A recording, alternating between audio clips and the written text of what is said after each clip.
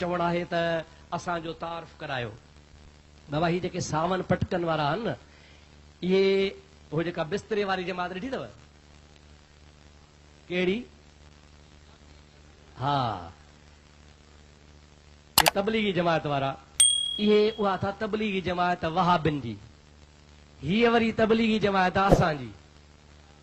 फर्क कहिड़ो आहे?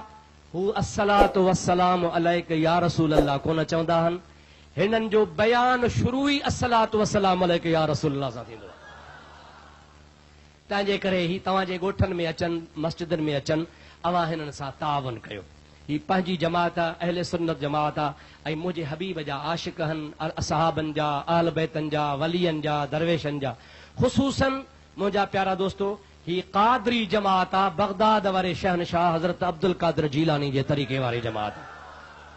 तंहिंजे करे मूंखे चऊं त असांजे बारे में जमात खे ॿुधायो, सो मां तव्हांखे अपील थो कयां, अवां हिननि जो तावन कंदा कयो ऐं हिननि सां तव्हां साथ ॾींदा कयो, ऐं हिननि सां जेकॾहिं तव्हां गॾिजी हलंदो त बि तव्हांखे सवाब थींदो। ऐं ही चिठियूं, काला कपना पहनना जायज़ है या नहीं, सूरत इब्राहिम। सूरत इब्राहिम में त कारे कपिड़े जी ॻाल्हि ई कान्हे।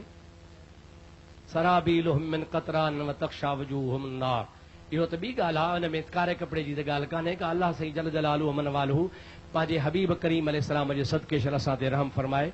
हुज़ूर जी हदीस आहे, सरकार फरमाइनि था त दुनिया जे तख़्ते ते सभ खां पहिरियां कारो कपिड़ो फिरौन कयो।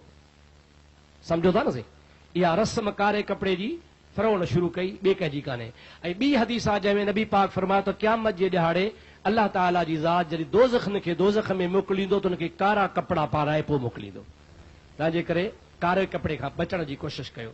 शीयन जे किताब में, किताब जो नालो आहे तोहफ़तुल अवाम, उर्दू ज़बान में आहे, ऐं शीयन जे फ़िक़ह जो किताब आहे। उन में ख़ुदि शीयन पाण लिखियो आहे त कारे कपिड़े में मैयत खे कफ़न ॾियणी मकरूह आहे। ख़ुदि हुननि जे किताबनि में लिखियो पियो आहे। हे जेके था न कारा कपिड़ा शौक़िया पियो त हिनखे पंहिंजे मज़हब जी ख़बर कान्हे। पंहिंजे मज़हब जी ख़बर हुजे न त ईअं कनी कोन, रुगो ईअं मिड़ई ख़ल्क़ थी आहे, ईअं मिड़े ख़ैर जो माशाअल्लाह ईअं निकिरी पई आहे ख़ल्क़, पंहिंजे मज़हब जी बि ख़बर कान्हे न का। अल्लाह सीशल असांखे हिदायत नसीब फरमाए।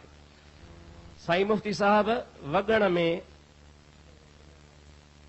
मुला हिकिड़े बिना महर जे निकाह पढ़ायो आहे। निकाह थी वियो, पर माई खे चओ त मुड़ुस खां महर ज़रूरु वठे। निकाह थी वियो, बाक़ी महर माईअ खे ज़रूरु ॾियणो आहे।